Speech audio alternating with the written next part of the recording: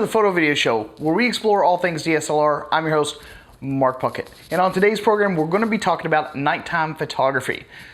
Now, I get a lot of questions on how to make nighttime photography look good, mainly because if you don't know how to do it correctly, you're going to get a lot of noise and digital grain in every single shot that you take, and that just doesn't look very good. So what we actually want to do is, instead of increasing ISO to make the sensor inside of our cameras more sensitive to light, we just want to leave the shutter open longer so that it can collect more light. So that's what I'm going to show you today. Let's get started. Nighttime photography got its big break back in the 1930s, starting off with French photographer Bresson. Bresson released a work in 1933 called Paris at Night.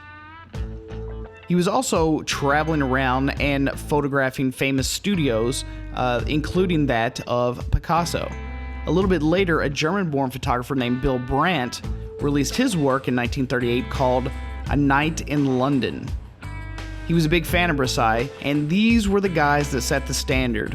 These were the guys that created the genre, and many photographers who want to do nighttime photography have aspired to recreate the aesthetic that these two guys have. The most famous night photographers of this era would happen to be Michael Kenna. He's a British-born photographer who did a lot of cityscapes, and he also photographed a lot of textile and power plants. His work sold extremely well back in the 1990s.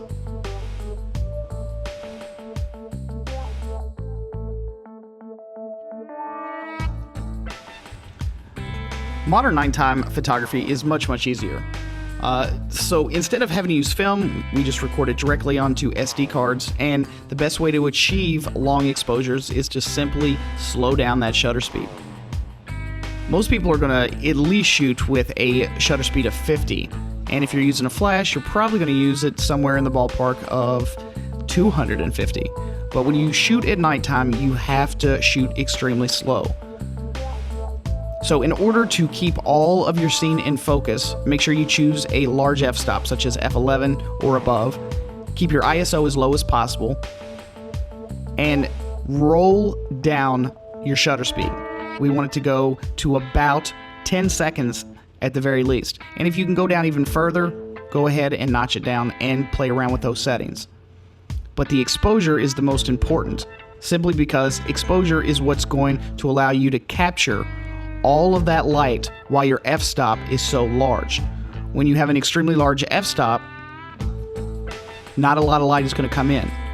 But having a larger f-stop is going to keep your entire nighttime scene in focus. Remember, the lower the f-stop number, the shallower the depth of field. The higher your f-stop number, the wider your depth of field is going to be.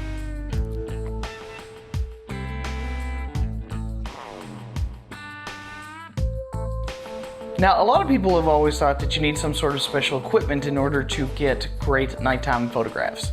I've had everything from you need super expensive lenses that collect a lot of light, or you need some sort of like night vision equipment, and you don't need any of that. You just need a camera that's capable of actually exposing for extreme amounts of time, at least 30 seconds. Now, in most cases, you may only need about 10 seconds.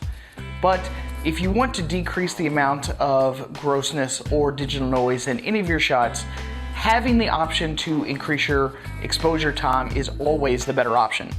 Sometimes 30 seconds, sometimes a full minute. And using those types of techniques can dramatically increase the quality of those pictures, because you're never going to have to rely on increasing your ISO in order to make the sensor more sensitive to that light. So there you have it. Nighttime photography in a nutshell. Easy, breezy, beautiful nighttime shots that can be done by simply prolonging your exposure times. No complicated methods, no complicated steps, and you can easily use the equipment that you already own. So go out, take some nighttime photography shots, and please send those shots in to me. I would love to feature them on a future episode. So please follow us on Facebook and Twitter at Facebook, Twitter, Photo Video Show. That's me. Please be our friends, and we will see you guys again next time right here on the Photo Video Show. Thanks for stopping by.